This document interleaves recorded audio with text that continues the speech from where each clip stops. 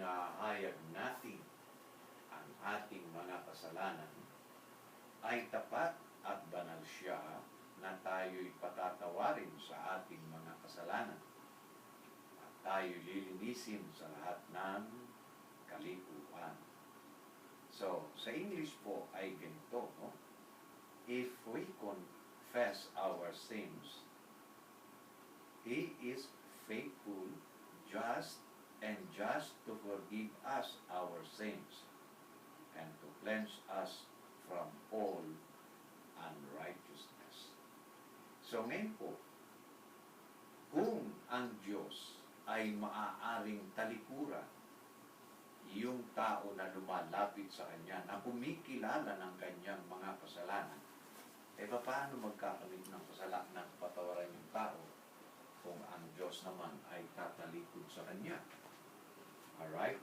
Kaya hindi po maaaring gawin ng Diyos natin, na ating kinikilala, na ang isang makasalanan, gaano man siya kakasalanan, gaano man kalaki yung kasalanan niya. Alright? Pag lumapit sa Kanya ng matapat na paglapit at may pusong nagsisisi, pakikinggan po siya ng Diyos. Kasi po, meron pong ganitong nakasulat sa Isaiah chapter 1 verse 18. Sabi po ng Biblia, "Come now, and let us reason together, saith the Lord. Though your sins be as scarlet, they shall be as white as snow. Though they be red like crimson, they shall be as wool." Magsiparito kayo ngayon at tayo'y magkatuwiranan, sabi ng Panginoon. Bagawa ng inyong mga kasalanan ay maging tila mapula, ay magiging maputi na parang niebe, bagaman maging mapulang gaya ng matingkad na pula, ay magiging parang balahibo ng tupa. So, here comes our God. Ini-encourage tayo ng mga makasalanan na lumapit sa Kanya at makipag-reason sa Kanya. Alright? So, hindi niya po pwedeng i-deny o talikuran ang isang makasalanan gaya ko, halimbawa, na lumalapit ako sa Kanya, tatalikuran niya ako, hindi po niya maaaring gawin yun. Alright? So, ang Diyos ay sabi po ng Biblia, mapagpahinuhod po siyang Diyos. Alright? Kaya ngayon, pagka tayo lalapit sa Kanya, alright, gaano man po tayo makasalanan, magpapahinuhod pa rin po tayo sa Kanya. Magpapahinuhod pa rin siya sa atin. Ayun. Sorry po doon sa mali. Magpapahinuhod siya sa atin.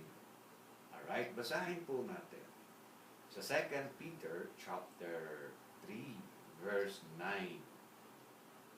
"The Lord is not slack concerning His promise, as some men count slackness, but is long-suffering to us ward, not willing that any should perish, but that all should come to repentance." Alright?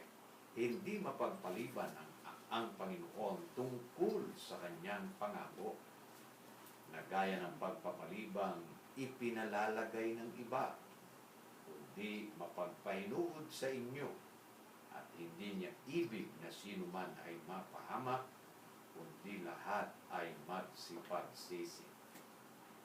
So therefore, okay, yung pong mga makasalanan kagaya ko, hindi po dapat na matakot na lumapit sa Diyos. Okay? Hindi po niya tayo tatalikuran gaano man kalaki ang nagawa nating kasalanan. Alright? Magiging mapagpahinuhod siya sa atin, at sa ating pagsasalita sa Kanya, pakikinggan tayo niya. Okay? Sabi po sa aklat ng Awit, chapter 32, verse 5. Ang sabi po ng Biblia ay ganito. So, paglapit natin sa Diyos, ito po yung dapat nating gagawin, ano? Sabi po, I acknowledge my sin unto thee, and mine iniquity have I not hid, I said. I will confess my transgressions unto the Lord, and thou forgavest the iniquity of my sin. Selah. Aking kinilala ang aking kasalanan sa iyo, at ang aking kasamaan ay hindi ko kinubli sa akin. Hindi ko kinubli. Aking sinabi, aking ipahayag ang aking pagsalansan sa Panginoon, at iyong ipinatawad ang kasamaan ng aking kasalanan. So, therefore, mga kapatid, hindi po talagang maaaring gawin ng Diyos na ang isang makasalanan po, kapag ka lumalapit sa Kanya o pagka lalapit sa Kanya, aalis siya. Hindi po. Mapagpahinood siya, maghihintay siya sa atin. Yun.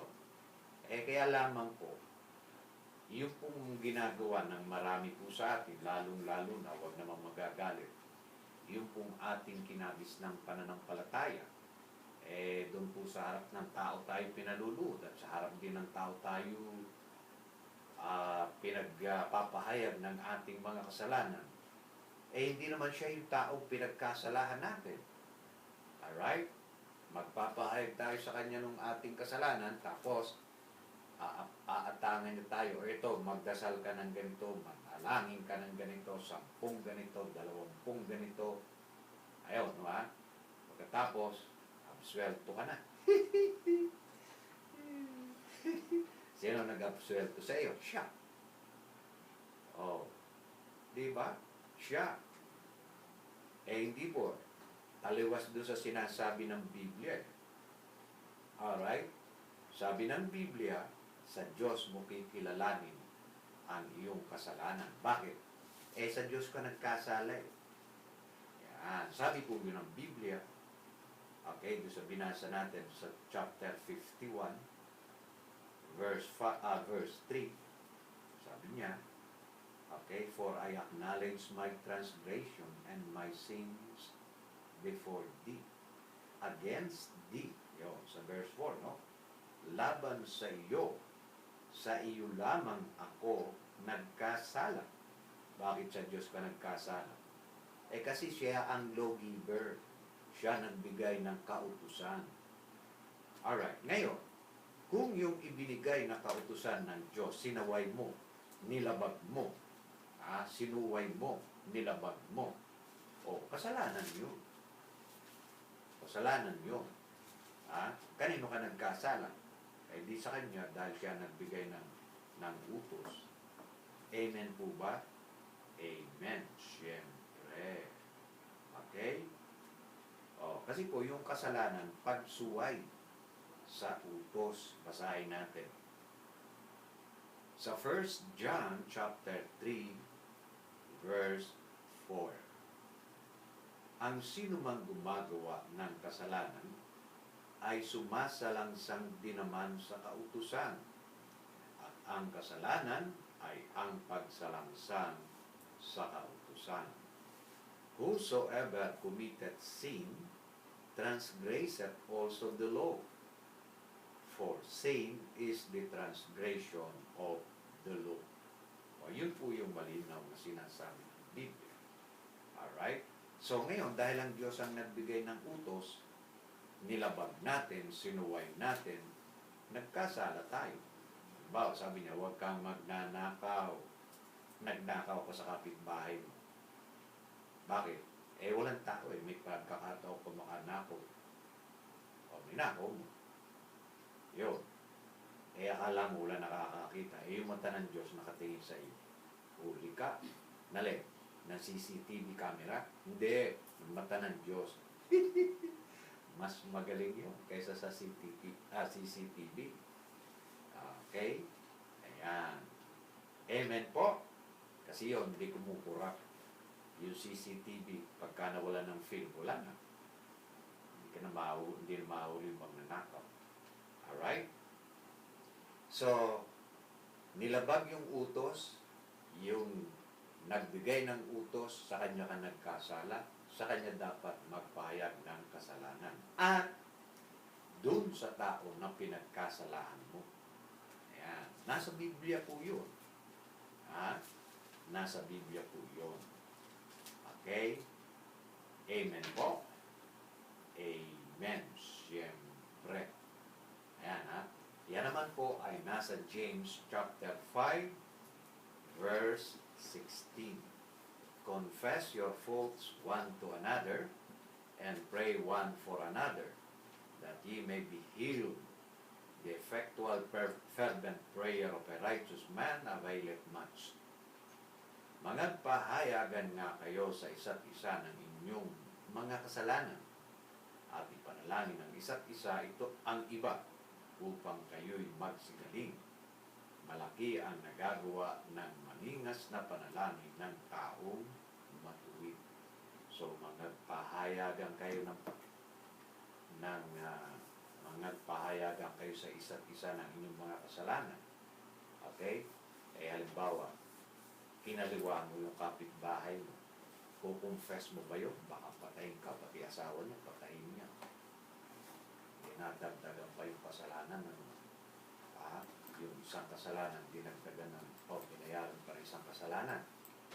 Alright?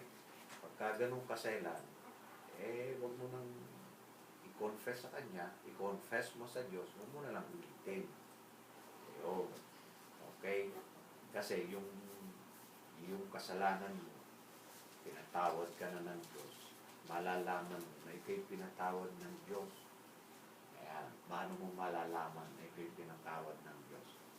Ayon sa Biblia. Hindi po ba? Basahin natin. Sa Proverbs 28:13, sabi po, siyang nagtatakip ng kanyang mga pagsalansan ay hindi giginhawa. Ngunit ang nagpapahayag at nag-iiwan ng mga yaon ay magtatamo ng kaawaan. He that covereth his sins shall not prosper, but whoso confesseth and forsaketh them shall have mercy. Kita mo?